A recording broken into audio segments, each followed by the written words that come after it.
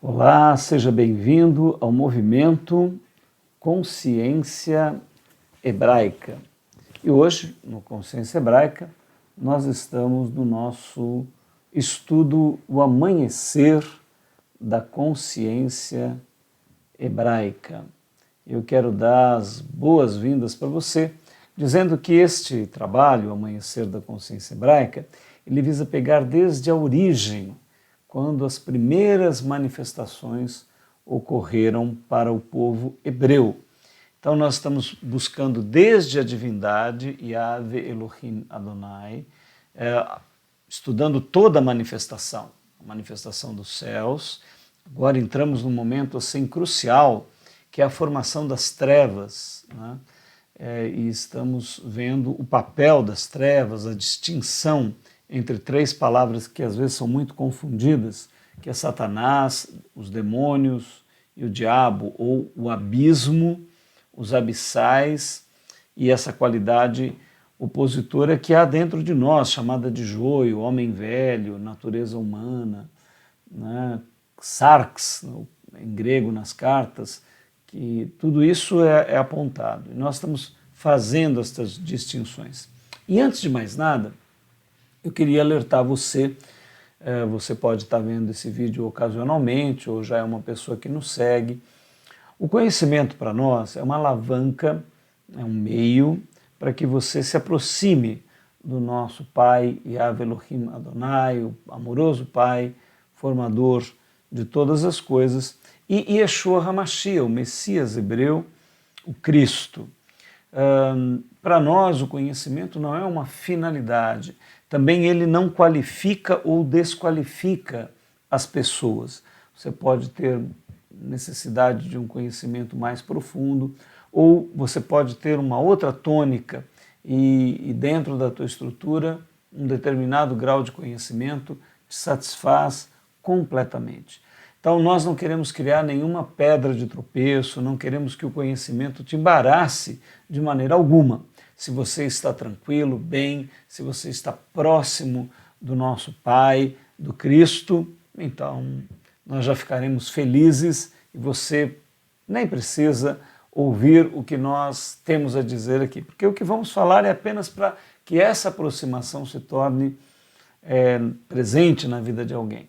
Mas se você tem dificuldade com as explicações da teologia, se você já foi em alguma igreja, mas saiu, não encontrou uma visão mais profunda, buscava algo que fosse mais instigante, que olhasse a história, olhasse o desenvolvimento da espiritualidade, não propriamente pelo viés da religiosidade judaico-cristã, mas percebia que havia algo de mais profundo na Bíblia e que você não conseguia entender, então, se há esta necessidade em você, nós estimulamos fortemente que você busque as Escrituras, pegue um caderno, chame algum amigo, alguma amiga, algum grupo que você gosta de estudar, sente, olhe esses textos, veja o que estamos colocando. Pode ser algo extraordinário, profundo e que desperte a tua consciência para uma dimensão maravilhosa da vivência e do conhecimento. Ok? Eu falo isso porque este tema é um tema muito delicado, que é a origem das trevas, a formação do mal. Há uma explicação didática, religiosa, às vezes também um pouquinho por falta de entendimento, de que Deus teria sido traído, de que Deus não propriamente sabia que as trevas surgiriam, ou que ele saiu do controle, ou isso quase afetou o seu plano e a sua criação. Colocando assim as trevas, Satanás ou o abismo, como uma força quase equivalente ao Criador, com poder de distorcer completamente os caminhos do Criador. Então, esta é uma visão, se ela lhe vai bem, se isso tem estimulado fortemente a tua vida a buscar o sagrado, tudo bem, sem problema. Mas, porém, entretanto, todavia, se você sente que isso não corresponde profundamente a um Criador onipotente, onisciente, onipresciente, hiperconsciente, enfim, né? Onipotente, com todas as qualidades, que esta é uma visão que não corresponde bem, então, se isso pode ajudá-lo a se aproximar mais de Yahvé Elohim Adonai, de Yeshua HaMashiach, o nosso Deus, o nosso Messias, então prossiga nos estudos, nós estimulamos fortemente que você continue, porque isso vai trazer uma nova perspectiva para você. Ok? Vamos então para a nossa tela inicial, Amanhecer da Consciência Hebraica, 11º episódio, aqui em 16 de setembro de 2020. E sempre que nós começamos o Consciência Hebraica, falamos um pouquinho do porquê Consciência Hebraica e ressaltamos que a faculdade humana são 4 potencialidades, 4 faculdades, 4 potencialidades, físico, mental, emocional e o essencial. A ciência ainda não entende devidamente, né, a questão do espírito humano, mas enfim, é a faculdade mais nobre do homem. Essa faculdade essencial tem 4 expressões: a consciência ou autoconsciência é uma delas, o arbítrio, a vontade e o amor. Aqui no decorrer do curso você vai entender cada uma delas. As trevas, por exemplo, estão muito relacionadas com o arbítrio, que é fundamentalmente por que as trevas surgiram, né? Para que houvesse liberdade e escolha, e principalmente para que você pudesse ser livre. Ah, mas as trevas vão me deixar livre, né? Isso não é uma heresia? Olha, você vai ter o poder de escolher a vida ou a morte, a bênção ou a maldição. Você vai poder se associar ao Criador ou seguir o teu próprio caminho independente dele. Ah, mas alguém gosta de seguir esse caminho? Sim, muitas pessoas não têm necessidade de um Criador, até falam contra o Criador, né? A vontade é a capacidade de você se ligar a esta teia de vida infinita maior, e ela resulta no amor, que é a maior de todas as expressões, a verdadeira qualidade que realiza você a imagem e semelhança de Deus, né? Talvez o amor seja, talvez não, o amor é aquilo que mais nos aproxima do nosso Criador. Bom, o hebraico, por que usamos a consciência? Então, porque é a maior expressão do humano. O hebraico nós usamos como um símbolo da espiritualidade em toda a terra.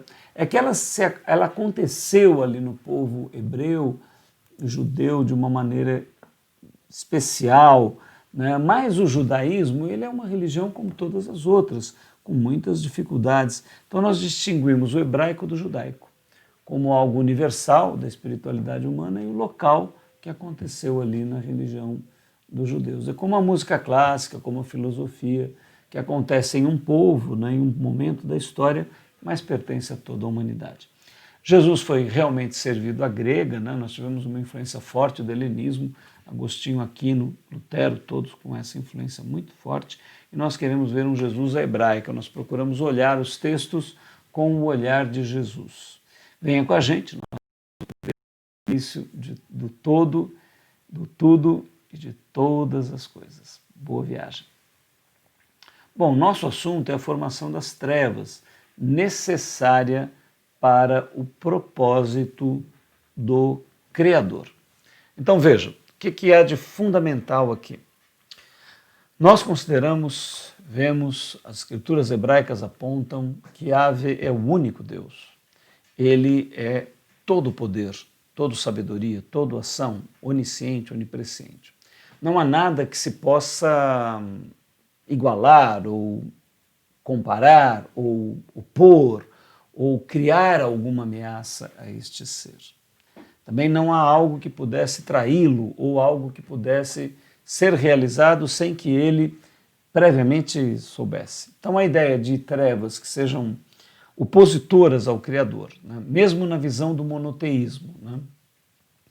Que o monoteísmo é considerado assim universal, mas quando nós estudamos, nós vemos que essa visão universal do monoteísmo, né, que é atribuída ao judaísmo, ao cristianismo, etc.,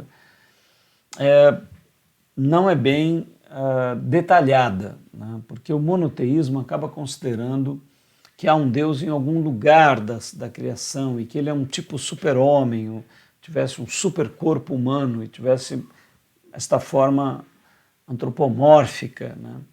Então nós acabamos, o propósito de Deus é nos criar à sua imagem e semelhança, e nós acabamos criando um Deus à nossa imagem e semelhança. Então houve uma inversão aí. Então, nós não podemos dizer que o monoteísmo, né, a ideia de um só Deus, ela consegue cobrir a plenitude dos escritos hebreus. Precisaríamos usar outra palavra, né? A palavra monismo também traz um pouco de confusão, mas ela seria melhor, né? A ideia de que há um ser infinito, eterno, e este ser infinito do qual tudo emana, do qual tudo é manifestação. Um ser puro, espírito e energia que envolve a tudo e a todos e é a matéria-prima de tudo e de todas as coisas. Este ser infinito, que é o Criador, o Eterno, né? Então ele está realizando a maior, a melhor compreensão que nós podemos ter, e é o centro do nosso estudo, é o centro de tudo que vemos, é que há um propósito do Criador, ou seja, todas as coisas foram manifestas com um objetivo, e esse objetivo é a realização de um ser formado à sua imagem e semelhança, a imagem e semelhança de Yahvé Elohim Adonai, que é o ser infinito. Veja, Deus não está formando um ser igual a si, isso seria impossível. Ele é o corpo dele é o todo, o tudo e todas as coisas. Então ele não tem um corpo individualizado, né? Agora tem, porque formou o seu primeiro templo, que é Yeshua HaMashiach. Jesus hoje é o templo vivo da divindade, totalmente consciente. Mas Deus é o infinito, o eterno, o Pai, né? Jesus tem uma frase linda onde ele diz: o Pai é maior do que eu. Muita gente pode pensar, não, mas Jesus tinha 1,80 m e o Pai tem 1,85 m. Né? Não é esta medida que Jesus está se referindo. Ele quer dizer que o Pai é o infinito e ele é um ser que tem corporeidade, né? Seja aqui na Terra, seja depois de gerado a imagem e semelhança. Jesus, nós o veremos, ele terá uma expressão corpórea que inclusive está no primeiro capítulo de Apocalipse. Se você quiser conhecer o corpo real de Jesus, leia ali o primeiro e o segundo capítulo de Apocalipse. Você verá um corpo simbólico maravilhoso, que não tem nada a ver também com o corpo que ele, aqui como ser humano, teve na Terra. Agora o corpo dele é um corpo transcendido, né? Então, estou colocando todas essas coisas para você porque diante da visão de um Deus tão grandioso, as trevas não podem ser um fator de oposição, né? Deus não pode ter inimigos. É como se você quisesse dizer que, se pegar um lutador bem conhecido aqui do Brasil, Anderson Silva, né? Você colocasse uma criança de 5 anos para lutar com Anderson Silva, dizendo que essa criança é inimigo do Anderson Silva, né? Não tem cabimento, né? Mesmo um homem adulto sem nenhum treinamento já não seria um opositor, né? Quanto mais uma criança. Então, a visão de que Deus tenha um inimigo, ela já parte de um raciocínio difícil. Então, o que nós podemos expressar de mais profundo, né?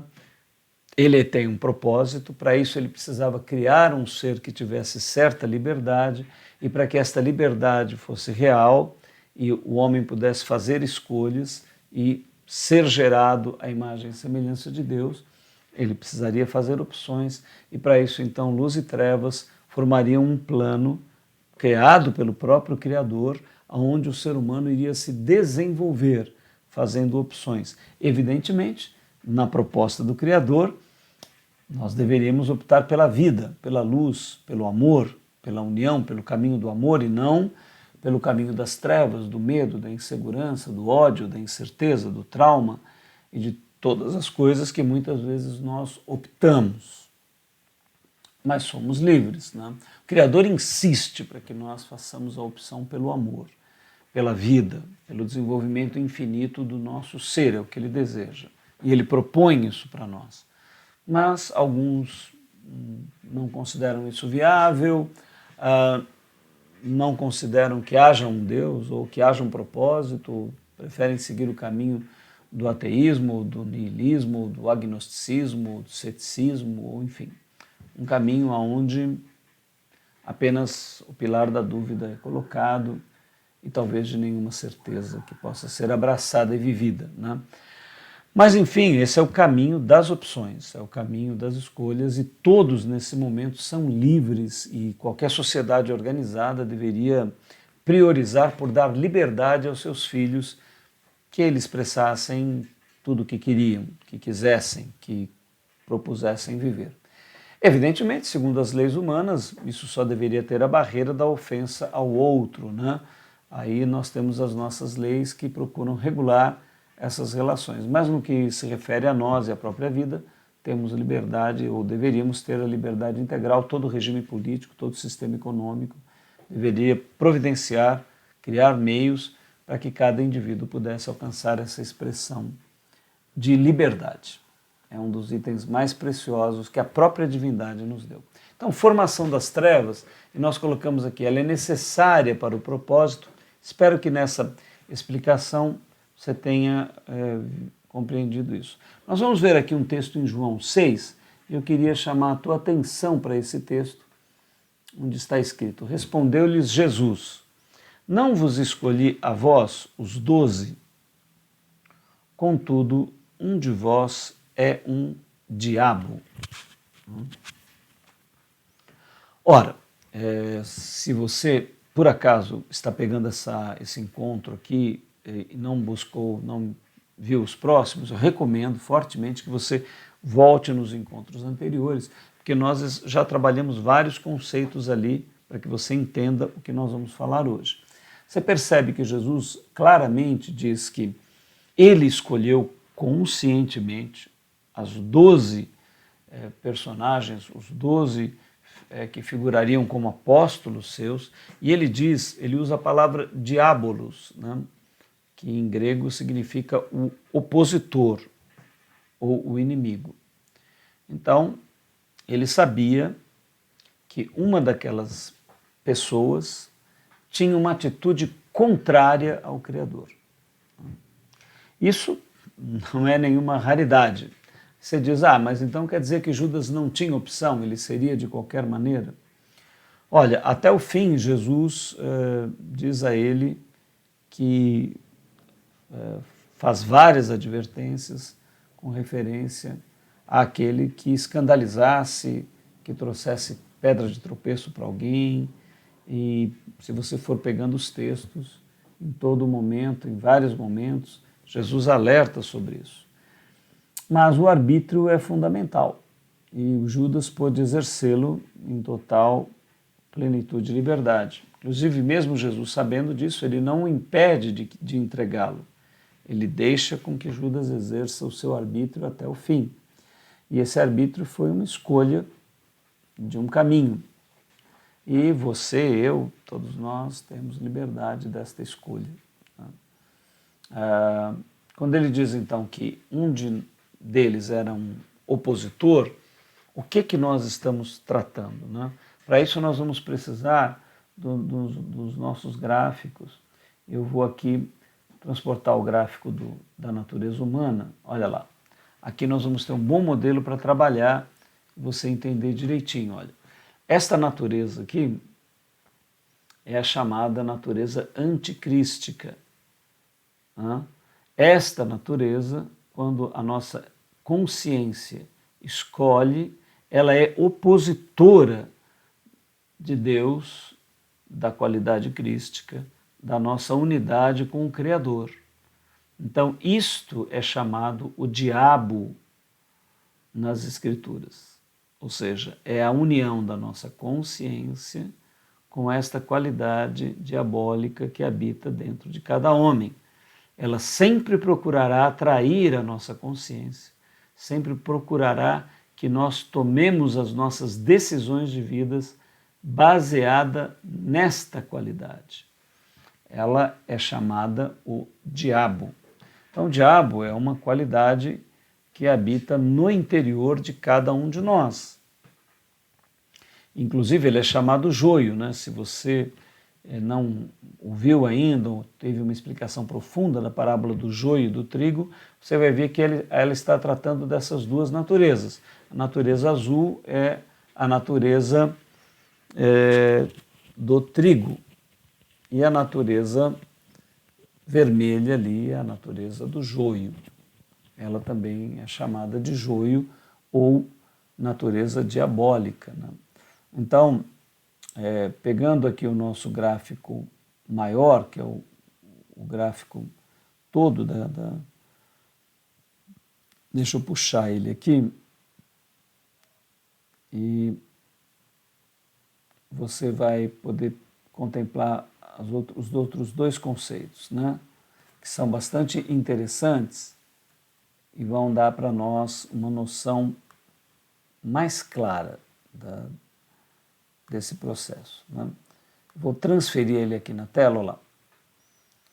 Então aqui nós temos um gráfico mais completo, né? Então aqui você vai ter lá o que é chamado de Satanás, olha, que é essa dimensão toda aqui de trevas, ou o abismo, ou a morte. Você pode colocar os mesmos nomes. Veja que ele não tem um corpo, ele é uma dimensão, né? Agora, ele manifesta os abissais. Os abissais, ou os demônios também chamados, são individuações desse abismo. Eles possuem um corpo de tempo, de trevas, né?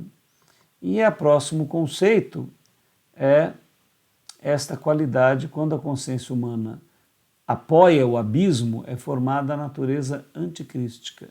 Essa natureza é o diabo, que está no nosso interior. E ela só é retirada com a morte, né? Então, não tem como nós nos livrarmos dessa natureza. Mesmo muitas pessoas consideram que a conversão eliminaria essa natureza, né? Quando você aceita o Senhor Jesus, quando você entrega a vida para Ele, quando o Espírito Santo começa a te preencher, essa natureza não existiria mais. Mas é uma visão religiosa, inclusive um pouco perigosa e triste, porque muitas pessoas fingem que essa natureza não existe, né? Mas ela continua até a morte. Jesus, lá na parábola do joio e do trigo, deixa claro que só na ceifa é que os dois podem ser separados, né? Essa natureza não é separada antes. Então, mesmo que nós amemos ao nosso Pai, ao Senhor Jesus, nós caminhamos com essas trevas dentro de nós, né? Evidentemente, com a dedicação, à medida em que a graça cresça em você, que você a deseje, né, a busque, ela está disponível. É como você amorenar a sua pele no sol, né? O sol está aí. Você sai à rua, se você toma sol, sua pele vai produzir a melanina, você vai ficar moreno, vai amorenar a tua pele. A graça é assim, né? Ela só precisa de uma coisa, que você se exponha a ela. Você não precisa construir, fazer nenhuma obra, fazer nada por isso. Mas é necessário. Ou não, né? Você pode ficar na caverna sem tomar sol, ou passar protetor solar, camada bem grossa, e aí você pode sair no sol que não acontece nada. Então, é isto que nós estamos tratando aqui. Então, dado esse belo resumo, né, onde a gente tratou já novamente dos conceitos básicos, você vai voltar aqui para o texto, olha, onde Jesus está ensinando, né? Jesus disse: não escolhi a vós, os 12, contudo, um de vós é um diabo, ou seja, um opositor, né? Então ele está falando dessa natureza anticrística. Olha lá em João 13, ó. Antes da festa da Páscoa, sabendo Jesus que era chegada a sua hora de passar deste mundo para o Pai, e havendo amado os seus que estavam no mundo, amou-os até o fim.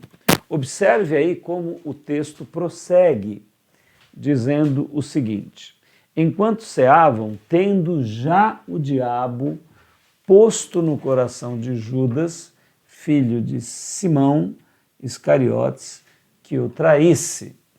Então veja, Quando o texto diz isso, né, olha, enquanto assim ceavam, tendo já o diabo, ou seja, não é uma entidade aí de fora, né, que colocou essa ideia, mas essa ideia estava na natureza de Judas e a consciência aí é chamada de coração, né?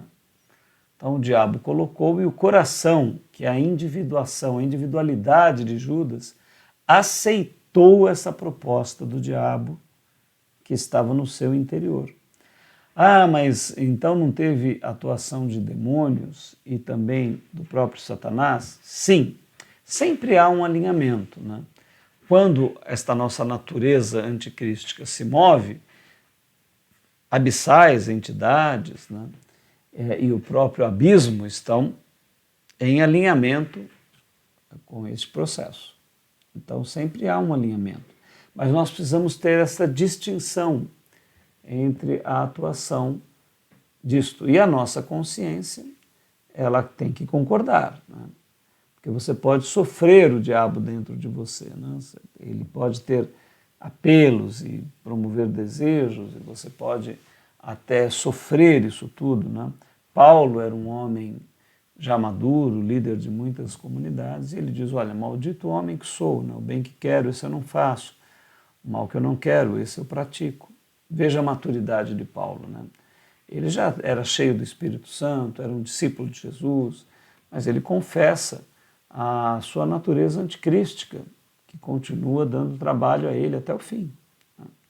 Então, evidentemente, nós vamos sentindo um amor cada vez maior, vamos sentindo uma alegria cada vez maior, uma liberdade cada vez maior, né? Mas, honestamente, sinceramente, se a religiosidade não tapar os nossos olhos e nós entrarmos numa ilusão, né, você vai admitir que há dificuldades dentro de você. E, na verdade, isto tem um propósito também. Paulo, por exemplo, né, que queria ser perfeito, queria ser como Jesus, em determinado momento ele ora dizendo, olha, eu tenho um espinho na carne, né? A carne é esta natureza anticrística. Um anjo de Satanás que me esbofeteia de dia e de noite, ao qual orei ao Senhor por 3 vezes, ao número de Deus, né? Para que ele retirasse de mim. E a sua resposta foi, Paulo, a minha graça te basta. Então a primeira colocação de Deus é, Paulo, você reclama dessa tua natureza, mas você sente o meu amor, sente a minha alegria, sente a minha graça? E Paulo não podia dizer que não, ele era cheio da graça de Deus. Então, Paulo, a minha graça te basta, porque o meu poder se aperfeiçoa na fraqueza. Então, o objetivo é que nós desenvolvamos humildade, e às vezes a religião nos deixa prepotentes e arrogantes, né? Porque queremos imitar uma santidade integral que não temos. Isso, então, essa prepotência, essa arrogância nos afasta do Espírito Santo. E ficamos em nós mesmos com a nossa casca religiosa. Isso é horrível, né? Então, se formos sinceros, se formos maduros, à medida que caminhamos, né, vamos tendo ainda mais consciência das nossas dificuldades e ficamos humildes, dependentes do Criador completamente. Sabemos que por obra nossa, esforço e trabalho nosso, nada é possível, mas pela graça e misericórdia de Deus, sim, é possível. Porque isso não é obra nossa, vem do nosso Pai, através do seu Cristo, do Messias, e do seu Ruach Kadosh, o Espírito Santo, que nos invade e vai ampliando a sua presença em nós, transbordando o seu ser em nós. Ok? Essa é uma visão madura, maravilhosa, que admite espaço para as suas falhas, você não precisa ocultá-las ou escondê-las, né? Com uma casca religiosa, mas você admite e, ao mesmo tempo, continua o trabalho em graça e amor para crescer e, proporcionalmente, ir diminuindo essas trevas dentro de você, mas ela sempre, até o fim, até a colheita, estará lá. Então, observe bem o texto, olha, são textos maravilhosos que vão nos dando uma visão mais profunda, né? Observe aqui a nossa posição em relação às trevas no propósito do Criador. Olha em Mateus 3,16. Batizado que foi Jesus, saiu logo da água, e eis que se lhe abriram os céus. E viu o Espírito Santo de Deus descendo como uma pomba e vindo sobre ele. E eis que uma voz dos céus dizia: Este é o meu filho amado, em quem tenho prazer, em quem me comprazo. Então foi conduzido Jesus pelo Espírito ao deserto para ser tentado pelo diabo. Né? Ora, Jesus foi batizado nas águas e o Espírito Santo transbordou nele, né, de uma maneira incrível. Essa abertura dos céus, então os céus antes estavam fechados. Mas, né, será que está falando do tempo aqui, né? Não, porque o céu estava meio nublado e aqui está dizendo que abriu. Não, não é isso. O símbolo é mais profundo. Né? Jesus estava num crescimento ascendente, maravilhoso, e neste dia ele transborda no Espírito de Deus, que é o Espírito Santo e que era a sua qualidade crística que havia nele. E assim que isso acontece, o Espírito Santo, olha, observe bem que a frase aqui, ó, então foi conduzido pelo Jesus pelo Espírito, com letra maiúscula. Não foi o Espírito de Satanás que o conduziu para ser tentado, não. Foi o Espírito Santo. Né? Para ser tentado por quem? Aqui enfoca o diabo, né? Que era a própria natureza anticrística de Jesus. Ah, mas Jesus tinha natureza anticrística? Sim, ele tinha natureza anticrística, todo homem tem, senão ele não seria um ser humano, seria um anjo, e como anjo ele não chegaria filho de Deus. Então, só os seres humanos chegam a filho de Deus. E Jesus, como ele se chama nas Escrituras? Ele chama a si mesmo o Filho do Homem. Filho é produto, natureza humana é a nossa natureza. Então, ele tinha uma qualidade anticrística hereditária. Mas qual é a diferença, então, de Jesus? A maravilhosa diferença de Jesus é que ele nasceu e morreu sem ter dado lugar a esta natureza. Por que ele nunca pecou? Porque a sua consciência nunca concordou com essa natureza do seu nascimento à sua morte. Então ele é o Cordeiro de Deus sem mancha e sem pecado, porque a consciência dele nunca concordou com essa natureza anticrística, hereditária, que estava no interior de Jesus, porque ele era um ser humano. Então você vê como agora fica muito mais profundo isso, né? Se nós colocássemos Jesus como um anjo, né? Se ele não tivesse natureza anticrística, então ele não teria onde ser tentado. Isso só diminuiria a glória do Messias, não aumentaria a glória do Messias. Dizer que ele tinha uma natureza só diminui a glória dele e é falta de entendimento. Dizer que ele tinha uma natureza humana, sarx, carne, diabo, natureza anticrística, aumenta a glória dele, porque como Cordeiro de Deus sem mácula, ele nunca pecou. Então a consciência dele nunca concordou com a sua natureza anticrística. Né? E, diferentemente de todos os homens, ele nasce da Virgem, ele nasce da natureza crística. Nós todos nascemos da natureza vermelha. Nós somos filhos do diabo por natureza, né? Mas, com a nossa conversão, nós somos transportados do reino das trevas para o reino do Filho do seu amor. Somos transportados pelo Ruach Kadosh. O Espírito Santo é que transporta a nossa natureza, a nossa consciência desta natureza, e nós nos convertemos. Nossa natureza passa a ficar aqui. Jesus já nasceu com esta consciência na Virgem, nessa natureza que é a natureza virgem dentro de nós.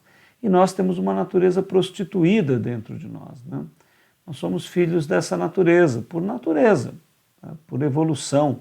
O homem precisou dessa natureza para sobreviver na Terra. Agora, nós somos filhos dela, mas podemos ser filhos de Deus, né? Pela nossa conversão, pela metanoia, pela mudança. Jesus nasce no céu, ó, essa qualidade crística também pode ser chamada de céu, né? Jesus diz: olha, não vos incomodeis, os céus não vem de maneira ostensiva. Não acrediteis quando disserem, olha, o céu está aqui ou está ali. Porque o céu, o reino dos céus, está dentro de vocês. Então agora fica claro que o inferno está dentro de nós também, o reino do inferno e o reino dos céus também. Olha eles aqui, ó.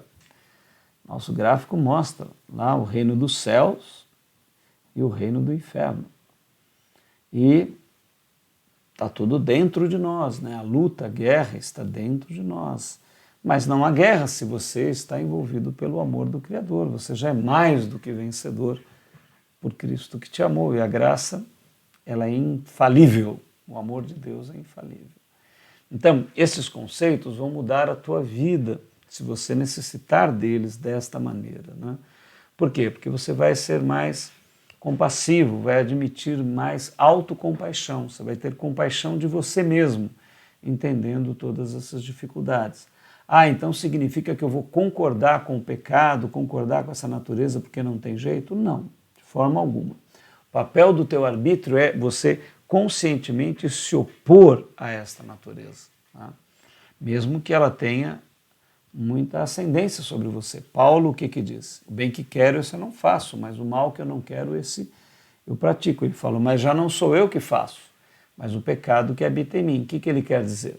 Que esta natureza anticrística que habita nele controla algumas coisas dentro dele, mas ele não concorda com essa natureza, ele é opositor a ela, né? Então, Jesus disse, olha, as pessoas pensam que eu vim trazer paz ao mundo, mas eu vim trazer espada, porque agora o homem estará dividido na sua própria casa. Então, qual é a casa do homem? Olha aí a casa do ser humano. É o nosso próprio corpo, né? E o que Jesus trouxe? Consciência sobre a divisão, a luta que há no interior humano. Mas também, junto com isso, ele traz a graça, traz o seu Espírito, que é o Ruach Kadosh. O Espírito Santo é o Espírito de Jesus. Então, pela graça, ele vai nos fortalecendo, crescendo dentro de nós. E nós, por humildade, sabemos que dependemos integralmente dele, que a obra e que o trabalho da nossa natureza não realiza o que precisamos. Então, ficamos humildes em nós mesmos, confessamos os nossos problemas e dificuldades. Também, quando olhamos alguém que erra, temos compaixão e misericórdia daquela vida, principalmente se ela também tiver essa atitude humilde, não for arrogante, prepotente, afirmando as suas atitudes erradas, sendo arrogante com elas, né? Não podendo ser de nenhuma maneira conscientizado, né? Porque qualquer pessoa que tentar conscientizar, a pessoa se levanta contra você, né? Infelizmente é o que acaba acontecendo. E aí, quando a pessoa faz isso, então, por arrogância e prepotência, ela afirma a sua aliança com o diabo, afirma a sua aliança com as trevas, e é uma condição muito triste. Mas quando, por humildade, nós reconhecemos as nossas falhas e as confessamos, então, ele é justo, porque ele sabe a nossa miséria, pela misericórdia, ele nos cura, nos trata, né?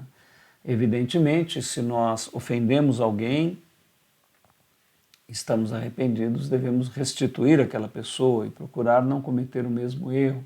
Se a prejudicamos materialmente, devemos procurar restituí-la. Se a prejudicamos emocionalmente, por agressões morais, então procuramos, de alguma maneira, recompensar aquilo, restituir aquilo, né?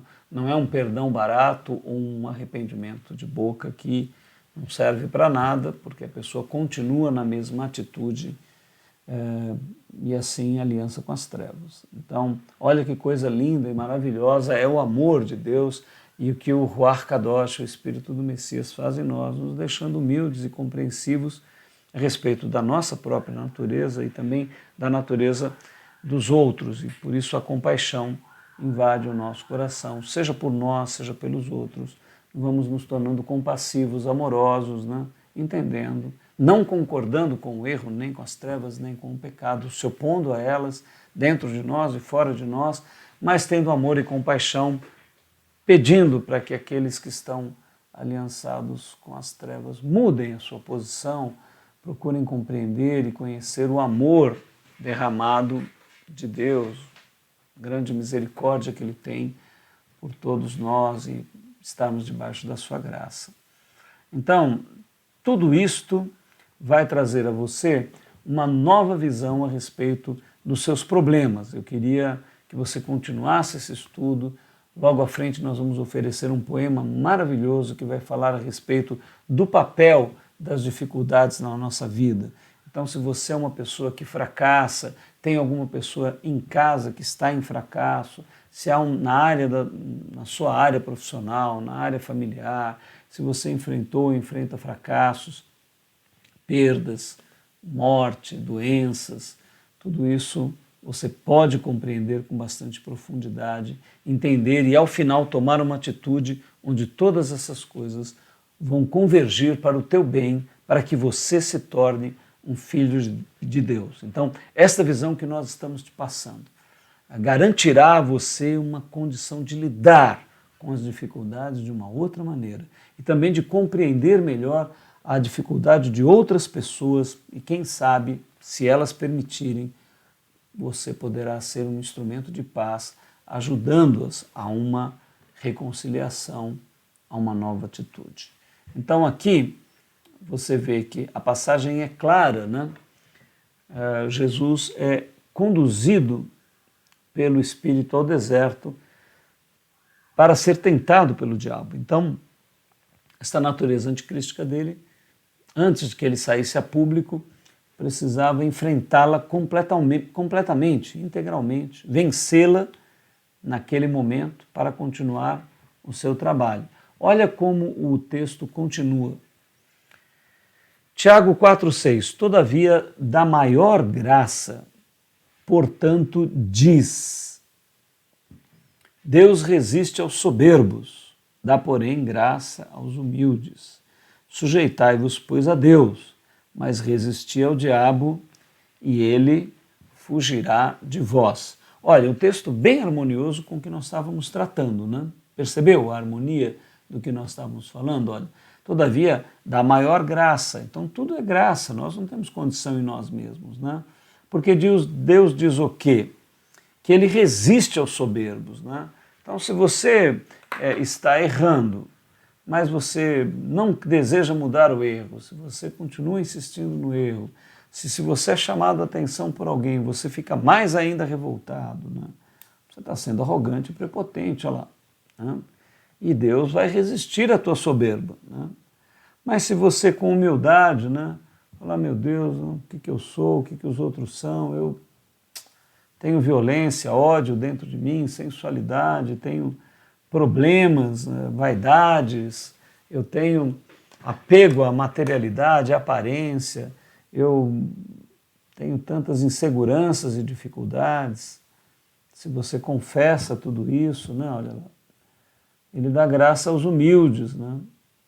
E ele então sugere, o autor sugere muito bem, dizendo, olha, se você vai se sujeitar a algo, sujeite-se ao Criador, sujeitai-vos, pois, a Deus. Mas resisti ao diabo, e ele fugirá de vós. Vamos ler essa frase no negativo, para ver o que ela também nos aponta, né? Todavia, dá maior graça, né? Porquanto diz, Deus resiste aos soberbos e dá, porém, graça aos humildes. Agora vamos ler no negativo. Se você não se sujeitar a Deus, mas fizer aliança com o diabo, ele se assenhorará de você. Percebeu a frase? Ela encerra a mesma verdade, ó. Sujeitai-vos, pois, a Deus. Se você se sujeita, o que acontece? Você vai ter o desejo de resistir a essa natureza que habita dentro de você. E ela não vai ter vitória. Então, olha, observe uma coisa, a vitória é garantida. Deixa eu dizer algo para você. Paulo, na carta aos Coríntios 13, se você quiser ler lá, é um texto lindo e maravilhoso, onde ele fala sobre o amor. Tem uma frase que queria que você gravasse com letras de fogo no teu coração. O amor nunca falha. Então, assim, se você tiver com dúvida em qualquer momento da tua vida, ame, sempre vai dar certo. Sempre vai dar certo. Não falha nunca. Então, assim, o amor nunca falha. Se você amar, colocar a Deus e a Cristo acima de tudo na tua vida, né? Você pode ter um interesse muito grande por alguém, ser apaixonado, né?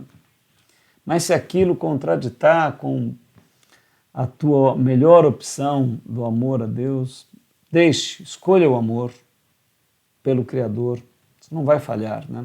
Você pode ter muito interesse pela tua empresa, dinheiro, posição social, sonhou sempre em realizar e ser um grande empresário reconhecido na tua profissão mundialmente.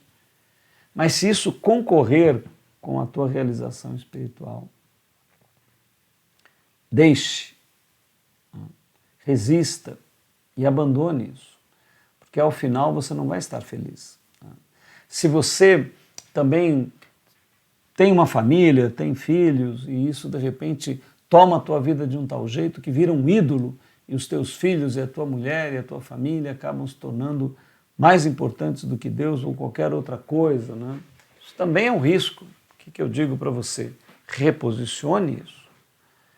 Uma esposa ou filhos podem ser plenamente atendidos sem que ocupem o primeiro lugar na tua existência, porque só há um primeiro lugar. Ouve, ó Israel, o Senhor teu Deus é o único Deus. Portanto, nós devemos amá-lo com todas as nossas forças, com todo o nosso coração, com toda a nossa mente, toda a nossa essência, né? E sim, depois ao próximo como a nós mesmos, ou seja, levando o nosso próximo a fazer o mesmo culto de adoração. Então essa frase aqui, ó, negativo dela, né? Se você não se sujeita a Deus em primeiro lugar, né, e você faz aliança com o diabo, né, ele vai se assenhorar de você.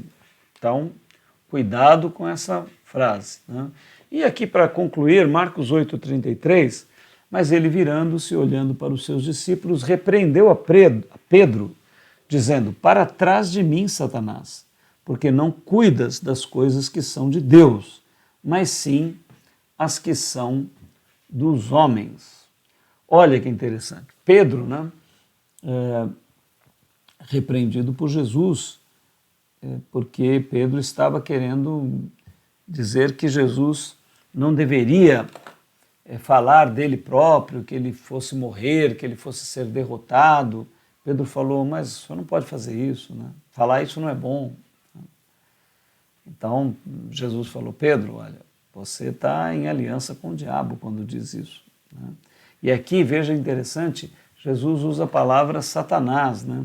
Então aí, ó, nessa condição, teve um alinhamento terrível, né, dentro de Pedro.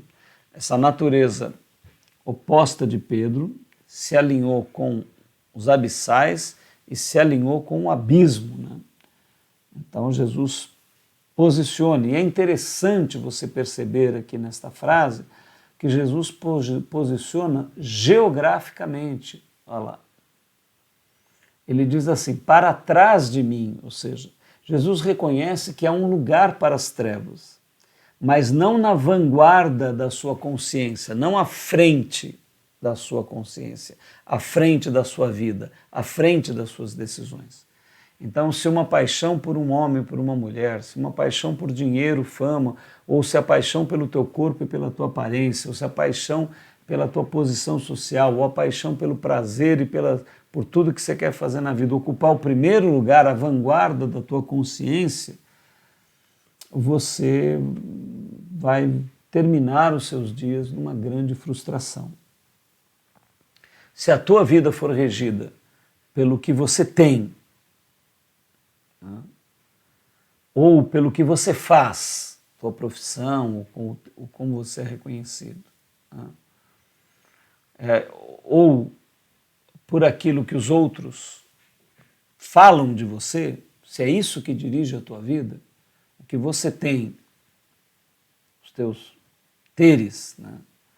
O que você faz, a tua profissão, ou se você vive de acordo com o que os outros pensam da tua vida, se você está sujeito ao governo do mundo, das pessoas, dos conceitos sociais, da vaidade, de tudo isso daí que está no mundo, né? Então eu sinto muito dizer isso para você, mas você vai terminar os teus dias frustrado, porque por melhor que sejam os teus filhos, a tua família, os filhos crescem, têm necessidade de cuidar da sua própria vida, teu coração não pode estar neles, pode estar com eles, mas não fazer deles um altar onde você os transforma em um ídolo. Tem gente que quando perde a família, os filhos, perde o sentido de viver, né? Isso não está correto, né? Se você também tem uma paixão na tua vida, um homem, uma mulher, qualquer coisa, e isso ocupa completamente a tua vida, determina o que você é como pessoa, lamento dizer, mas você vai se frustrar. Ninguém pode completar a nossa essência interior. Ou se a sociedade te controla de tal jeito que os padrões de beleza, o que os outros falam, as mídias sociais, etc., a tua vida está dependente disso, então se prepare e contrate um bom psiquiatra, porque você vai ser uma pessoa frustrada, ou ansiosa demais, ou deprimida, ou estressada, né? Então a centralidade da tua vida deve ser o reino de Deus. Então aqui, olha, Jesus coloca, para trás de mim, Satanás, né? Porque você não cuida das coisas que são de Deus, mas cuida das que são dos homens. Então Jesus diz, olha, na vanguarda da minha consciência, Yahvé Elohim Adonai, a minha natureza crística, o propósito cósmico de Deus em me tornar a sua imagem e semelhança. Na minha retaguarda, as coisas dos homens, elas não podem ser excluídas, fazem parte da vida. Veja, não estou dizendo para você não ter uma boa família, não amar os seus filhos, não ter uma mulher ou não ter um companheiro e viver um grande amor com ele. Não estou dizendo que você não possa viajar, ter prazeres, comer bem, ter um padrão de vida elevadíssimo, ter dinheiro, fazer viagens, enfim. Tudo isto como meio é maravilhoso. Mas se uma destas coisas se tornar a finalidade da tua vida, ou seja, se você concluir que 15 bilhões de anos-luz de universo foi feito para você ser admirado socialmente, admirado, não? Tudo que você faz é por causa dos outros. Você casa para ter uma mulher para os outros admirarem, você tem uma casa para os outros admirarem, você quer ter uma rede social para ser admirado por todo mundo, você quer preservar a tua beleza física para todo mundo te elogiar e admirar você. Se você estiver seguindo este caminho, esse é um caminho muito triste. E o final dele é horrível. É uma frustração que te aguarda. Não é o ideal. O universo não foi construído para isso. Você pode ter todas essas coisas como meio, mas não como uma finalidade de vida. Então eu queria que você meditasse em todas essas passagens, que isso pudesse falar profundamente ao teu coração, que você pudesse assim, ter um propósito espiritual, uma vida que fosse maravilhosa. Você não precisa ter uma vida que não tenha a qualidade assim, incrível em todos os sentidos. Você pode ter uma vida fantástica, maravilhosa, mas necessariamente você precisa priorizar a realização do teu ser, né? Mas eu tenho que adorar a Deus porque eu vou ficar escravo de Deus, eu vou ficar... Porque Deus quer que você se ame. O que Ele quer é que você viva. O que Ele quer é que a vida infinita flua em você e que nunca acabe. O que Ele quer é uma história de relacionamento amoroso com você. Ele quer te eleger como noiva para um casamento. Ele quer te chamar como filho ou como filha amados. Ele quer fazer de você um herdeiro do infinito amor, da infinita sabedoria, do infinito poder, da infinita ação que Ele tem. É isso que Ele quer para você. Escolhendo a Ele, você escolhe o melhor de você mesmo. Nós somos o Movimento Consciência Hebraica. Eu queria estimular você a entrar no nosso YouTube. Lá nós temos várias playlists com estudos. Nosso objetivo é que você cresça, se desenvolva, aumente o seu relacionamento com Cristo, com Deus. Temos também o nosso grupo do Telegram. Ali você tem todos os arquivos que nós publicamos, uma verdadeira biblioteca. Você acessa o passado entrando no Telegram. Telegram é só você instalar no teu celular e digitar Consciência Hebraica e achará o nosso grupo lá. Nós desejamos que a vida infinita resplandeça sobre o teu coração, a tua mente, o teu corpo e a tua essência, e que a vida infinita, qualitativamente, te forme a sua imagem e semelhança. Salam Aleikum, Shalom Adonai, até o nosso próximo encontro.